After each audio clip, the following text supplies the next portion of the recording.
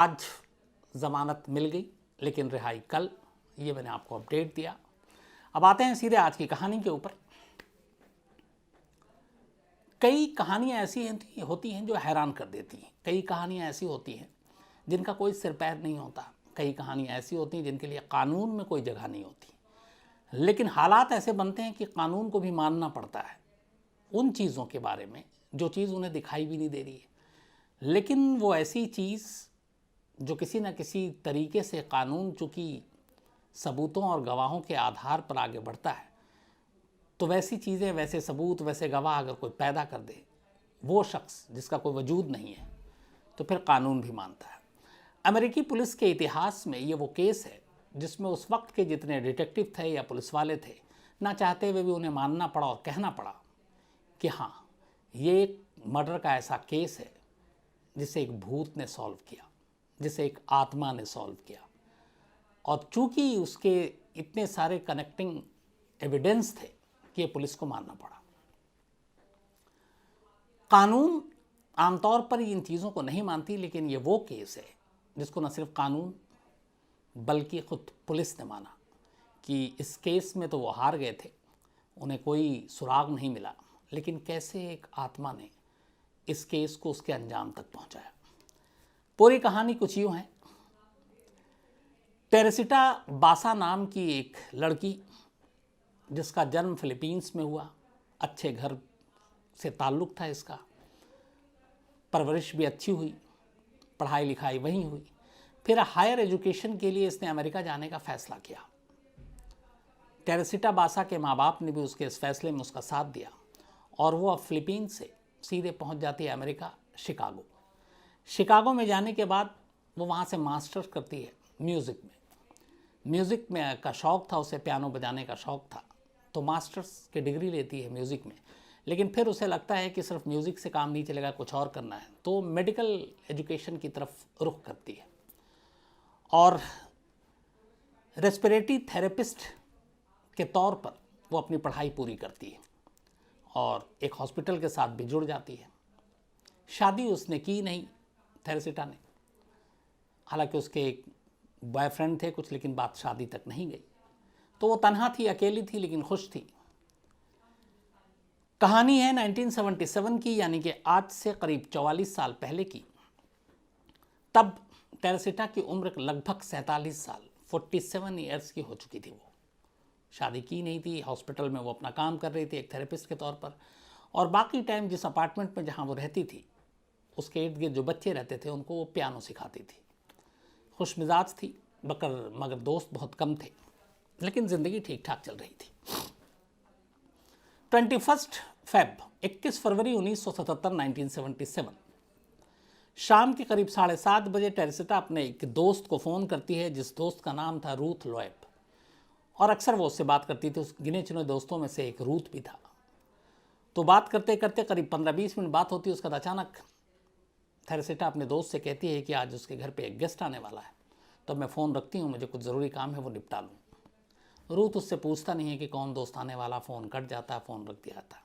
ये टेरेसिटा की आखिरी बातचीत थी किसी के साथ। इसके बाद करीब 1 घंटे बाद 8:30 का वक्त था। टेरेसिटा जिस अपार्टमेंट में रहती थी उस बिल्डिंग में, उसके अपार्टमेंट से धुआं निकलना शुरू होता है। आस पड़ोस के लोग देखते हैं, उन्हें लगता है कि कुछ आग वाग लग गई। वो फ़ौरन सिक्योरिटी गार्ड को अलर्ट करते हैं, उन्हें बताते हैं। सिक्योरिटी गार्ड फ़ौरन फायर ब्रिगेड को कॉल करता है। थोड़ी देर में फायर ब्रिगेड के लोग पहुंच जाते हैं और किसी तरीके से उस अपार्टमेंट में दाखिल होते हैं जिसमें टेरेसिटा रहती थी, और आग पे काबू पा लेते हैं। आग पे काबू पाने के बाद अब जब वो घर के अंदर दाखिल होते हैं और देखते हैं कौन कौन है, तो उन्हें ड्राइंग रूम में एक कारपेट से धुआं निकलता हुआ तब भी दिख रहा था। वो उसे बुझाते हैं, लेकिन कारपेट लिपटा हुआ था। उसके बाद वो कारपेट को खोलते हैं तो सामने का मंजर अजीब था। कारपेट के अंदर एक लड़की आधी लगभग जल गई थी। उसके जिस्म पे कोई कपड़ा नहीं था और सीने में खंजर घुसा हुआ था। तो पहली नज़र में देख के ये साफ था कि यह कत्ल का मामला है। फिर उसके बाद पुलिस पहुंचती है वहाँ पे, वो देखती है, तो फिर जो शुरुआती तफ्तीश के बाद पुलिस नतीजे पे पहुंचती है कि पहले किसी ने कत्ल किया हो सकता है। कत्ल से पहले चूँकि जिस्म पे कपड़ा नहीं था, तो ये रेप का भी मामला हो सकता है। और उसके बाद कातिल ने सुराग और सबूत मिटाने के लिए लाश को कारपेट में लपेट कर और उसमें आग लगा दी और उसी आग से धुआं बाहर तक पहुंचा और फिर कमरे में आग लगी। पुलिस लाश को ले जाती है। मरने वाले की शिनाख्त टेरेसिटा बासा के तौर पर ही होती है। टेरेसिटा अब इस दुनिया में नहीं थी। पोस्टमार्टम होता है। पोस्टमार्टम रिपोर्ट में एक चीज़ साफ हो जाती है कि जिस्म पर कपड़े नहीं थे, लेकिन टेरेसिटा के साथ रेप नहीं हुआ था। और घर के सामान सारे बिखरे हुए थे, तो ऐसा लग रहा था कि घर में पता नहीं कुछ लूटपाट की चीज़ें हुई हैं। पुलिस को यही लगा, टेरेसिटा के घर वाले आते हैं, वो सब कुछ देखते हैं, पूछताछ होती है, बताती है वो दोस्तों के बारे में, लेकिन कोई सुराग नहीं मिलता। इसी दौरान पुलिस को इसी टेरेसिटा के घर के अंदर एक लेटर मिलता है और उस लेटर पे ये लिखा हुआ था, get theatre ticket for AS, A for Australia, S for Sydney. तो ये एक पर्ची, एक लेटर मिलता है और ऐसी कोई चीज़ नहीं मिलती कि जिससे कोई सुराग, कोई सबूत ढूंढा जा सके। रेप हुआ नहीं था, घर में सामान बिखरा हुआ था, मामला लूट का लग रहा था, लेकिन ये एक पर्ची जिस पे लिखा हुआ था कि get theatre ticket for AS, तो AS के लिए एक थिएटर की टिकट लानी है। अब सवाल यह था कि ये मिस्टर AS कौन है। पुलिस ने तमाम दोस्तों से पूछा, अपार्टमेंट के लोगों से पूछा, जहां वो हॉस्पिटल में काम करती थी उनसे पूछा, जिन बच्चों को वो पियानो पढ़ाती थी उनसे पूछा। AS नाम का कोई शख्स नहीं मिला ऐसा जिसके दो नाम A और S से जुड़ते बनते हों। पुलिस को कोई सुराग नहीं मिला। डिटेक्टिव लगे रहे, दिन बीतते रहे, दिन हफ्ते में बीते, हफ्ता महीने में गुजरा, लेकिन कोई सुराग नहीं मिला और ऐसी कोई चीज़ नहीं मिली जिससे टेरेसिटा के कत्ल के ऊपर कोई रोशनी डाली जा सके। इसी दौरान में जब करीब साल होने वाला था, तभी जिस डिटेक्टिव को ये मामले की जांच सौंपी गई थी, उन डिटेक्टिव का नाम था जो एस्टेचुएला। तो मिस्टर जो एस्टेचुएला एक दिन शाम को अपने दफ्तर पहुंचते हैं। जब वो दफ्तर पहुंचते हैं तो देखते हैं कि उनके टेबल पे एक नोट पड़ा हुआ है और उस नोट में लिखा था कि टेरेसिटा केस में एक विटनेस मिला है और वो कुछ बताना चाहता है, तो आप हमसे संपर्क करें। डिटेक्टिव फ़ौरन ये नोट पढ़कर उस पुलिस स्टेशन में पहुंचते हैं। वहाँ जाकर पूछते हैं कि क्या बात है, आखिर इतने दिनों बाद ऐसा कौन सा विटनेस सामने आया। तो पुलिस वाला बताता है कि एक डॉक्टर हमारे पास आए थे और उनका नाम था डॉक्टर जो से चुआ और इत्तेफाक से ये भी फिलीपींस के रहने वाले थे, लेकिन यही हॉस्पिटल में काम कर रहे थे, डॉक्टर थे। तो उन्होंने आकर कहा था कि मैं टेरेसिटा के कत्ल के बारे में कुछ जानकारी देना चाहता हूँ। अब चूँकि डिटेक्टिव इस मामले की जांच कर रहे थे, इसलिए पुलिस स्टेशन से कहा गया कि आप डॉक्टर जोसे हैं, उनसे आप मिल लीजिए। डिटेक्टिव डॉक्टर जोसे के पास जाते हैं, उनसे पूछते हैं कि आप बताएं कि आप क्या जानते हैं। डॉक्टर जोसे एक कहानी सुनाते हैं डिटेक्टिव को। कहते हैं कि मैं हॉस्पिटल में काम करता हूँ, मैं नहीं जानता हूँ टेरेसिटा को, लेकिन मेरी वाइफ जो है रेमी, वो पिछले कुछ दिनों से अजीब हरकत कर रही है। वो नींद में बड़बड़ाती है, रात को जब वो कई बार बोलती है तो उसकी आवाज़ बदल जाती है और मुझे लगता है कि ये पहले कभी नहीं था, अभी पिछले कुछ दिनों से ये हो रहा है। तो मैं शुरू में नज़रअंदाज करता रहा क्योंकि पेशे से एक मेडिकल प्रैक्टिशनर हूँ, डॉक्टर हूँ, तो मैं इन चीज़ों पे इतना ध्यान नहीं देता हूँ। उसने कहा कि एक और दिन फिर लास्ट में रेमी सो रही थी तो अचानक मैंने देखा कि वो बहुत ज़ोर ज़ोर से बड़बड़ा रही है और उसकी आवाज़ मेरी बीवी की आवाज़ बिल्कुल नहीं थी, उसके मुंह से किसी और की आवाज़ निकल रही थी। तो उसने कहा कि इसमें क्या बात हुई। डॉक्टर चोसे ने बताया कि इसके बाद एक रोज़ अचानक वो बहुत ज़ोर ज़ोर से मेरा नाम लेकर मुझसे बात करने लगी और कहने लगी कि मुझे तुमसे कुछ कहना है। अब डिटेक्टिव थोड़ा सा संभले। उन्होंने कहा क्या कहा आपकी पत्नी ने। उन्होंने कहा पत्नी तो मेरी थी पर आवाज़ किसी और की थी। उसने अचानक कहा कि मेरा कत्ल हुआ है और मेरा कत्ल जिसने किया है उस शख्स का नाम एलन शौरी है और वो मेरे घर पे टीवी ठीक करने के लिए आया था और टीवी ठीक करने के दौरान उसने मुझे मारा और पूरे घर का जो नक्शा था बिगाड़ा ताकि ये लगे कि ये मामला लूटपाट का है, और वो वहाँ से चला गया। तो बोले ये मैंने सुना उससे, फिर मैं सुबह उठा, फिर मैं भूल गया कि ये वहम है, मेरी बीवी कुछ सपने देख रही है, कुछ अजीब सी कई चीज़ें ऐसी होती हैं। तो फिर भी मैंने भरोसा नहीं किया। तो बोला फिर आप मेरे पास क्यों आए अब? तो बोला उसके नेक्स्ट डे, अच्छा उसने ये भी कहा कि मेरा कत्ल जो एलन शौरी ने किया है और उसी ने घर में आग भी लगाई सबूत मिटाने के लिए, और आप जाकर ये बात पुलिस और डिटेक्टिव को बताओ ताकि मेरे साथ इंसाफ हो सके और मेरा कातिल गुनाहों की सज़ा पा सके। लेकिन बोले कि अगले दिन फिर मुझे लगा कि यह वहम है, बाकी चीज़ें हैं, कहाँ पुलिस को पास जाना, लोग हंसेंगे, तो नहीं गया। लेकिन नेक्स्ट डे रात को फिर अचानक रेमी यानी उनकी पत्नी बड़बड़ाने लगी और इस बार गुस्से में थी, और गुस्से में वो मेरा नाम लेकर कह रही थी कि तुमने ठीक नहीं किया, मैंने तुमसे कल भी कहा था कि मेरी मदद करो, अगर तुमने मेरी मदद नहीं की तो तुम्हारी बीवी को इसका खामियाजा भुगतना पड़ेगा। बड़ी हिम्मत करके डॉक्टर ने कहा कि मैंने फिर पहली बार बात की और मैंने कहा कि तुम कौन हो और क्या चाहती हो? तो उसने कहा कि मैंने तुम्हें बताया कि मेरा कत्ल हुआ है, मेरा कातिल एलन शौरी नाम का शख्स है, वो मेरे घर टीवी ठीक करने के लिए आया था 21 फरवरी की रात करीब 8:30 बजे, और उसी ने मेरे घर में आग लगाई। तो बोला ये सब मैं जाकर पुलिस को बताऊंगा तो पुलिस वाले हंसेंगे, कैसे यकीन करेंगे? कोई ऐसा सबूत, कोई ऐसी चीज़ तो हो जिससे मैं जाके बात करूं। उसने कहा ठीक है मैं तुम्हें सबूत देता हूं, तब तो तुम मेरी मदद करो। उसने कहा हाँ ठीक है। उसने कहा कि एलन शौरी ने घर से जाते वक्त मेरे कत्ल के बाद मेरे घर में रखे हुए कुछ मेरे जेवरात, ज्वेलरी, वो अपने साथ ले गया था, और वो ज्वेलरी उसने बाद में अपनी गर्लफ्रेंड को दे दिया, और ये ज्वेलरी इस वक्त उसकी गर्लफ्रेंड के पास है, उसके घर में है। आप वहाँ पे जाओगे मिलेगा। और दूसरा, अब वो ज्वेलरी मेरी है कि नहीं है ये कैसे साबित होगा? तो मैं आपको कुछ नंबर और नाम दे रहा हूँ। आप मेरे जानने वाले मेरे दोस्तों को ले जाइए, मेरे फैमिली के मेंबर को ले जाइए, वो पहचान जाएंगे कि ये ज्वेलरी मेरी है, लेकिन इस वक्त मेरे कातिल की महबूबा के पास है। और उसने नाम और नंबर भी डॉक्टर को लिखा दिए। जब ये सब कुछ हो गया तब डॉक्टर ने कहा ठीक है मैं जाऊंगा, और उसने कहा कि आप मेरी मदद करें वरना फिर खामियाजा इसका आपकी बीवी भुगतेगी। बोला इसी के बाद मैंने लोकल पुलिस को कांटेक्ट किया और उन्होंने आपको बताया, अब आपके सामने हूँ। पुलिस वाले सुनकर पहले तो उन्होंने कहा कि क्या बेवकूफ़ी है, लेकिन फिर लगा कि एक केस जो अभी तक अनसुलझा है, चलो इसके बारे में कुछ जानकारी जुटाते हैं।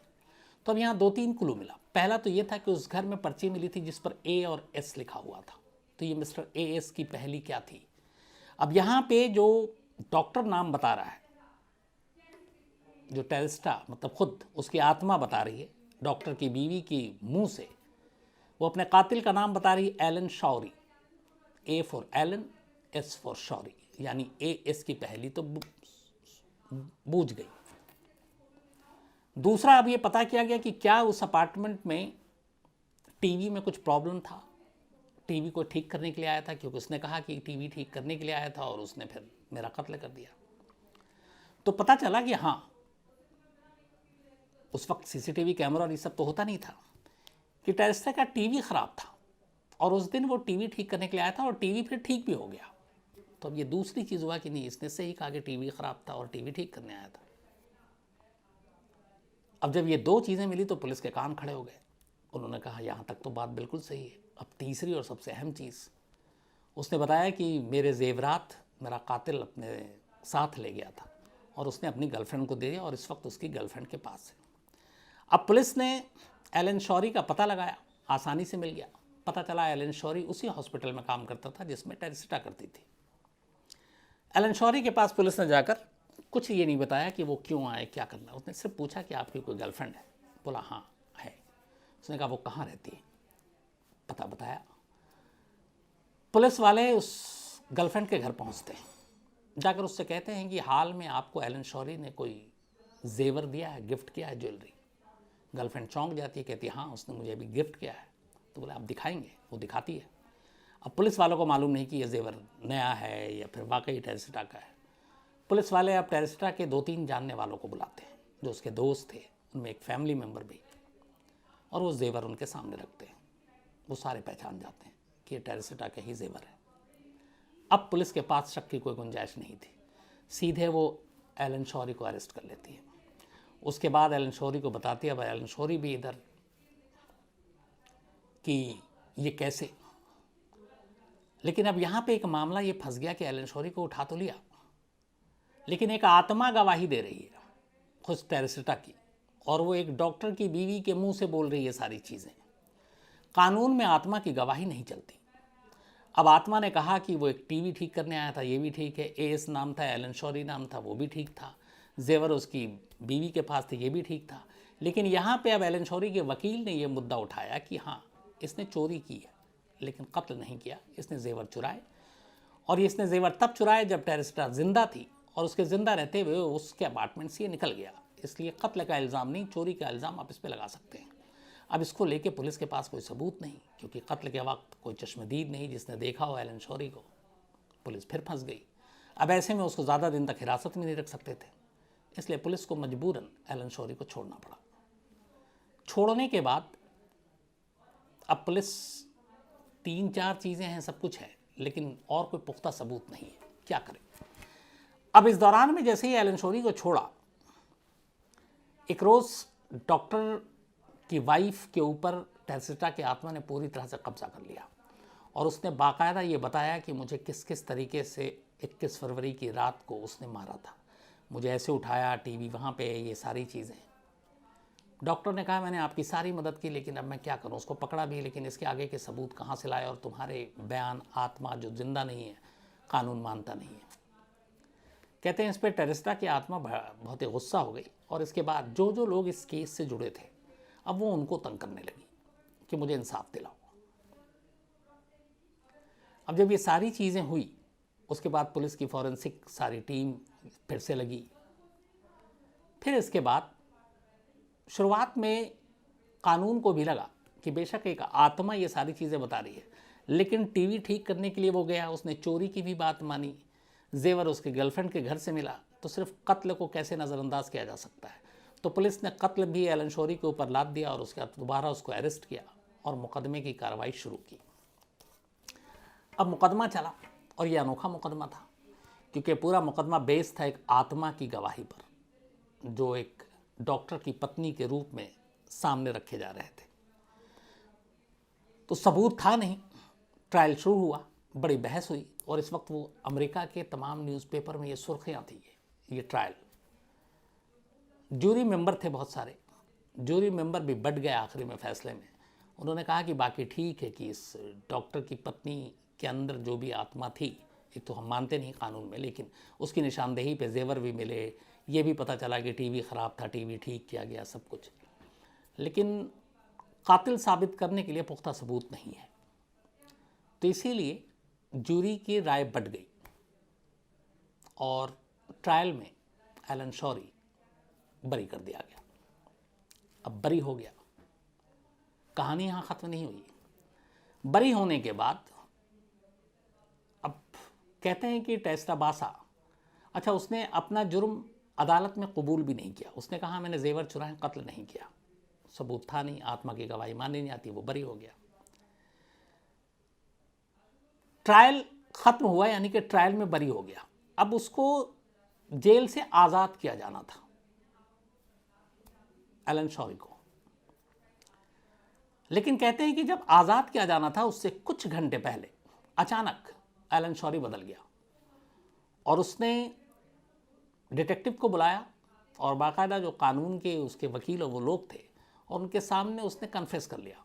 उसने कहा कि मैं झूठ बोल रहा था, अब तक मैंने ही टेरेसिटा बासा का कत्ल किया है। फिर उसने कहानी बताई कि मैं 21 फरवरी को 1977 8:30 बजे घर गया।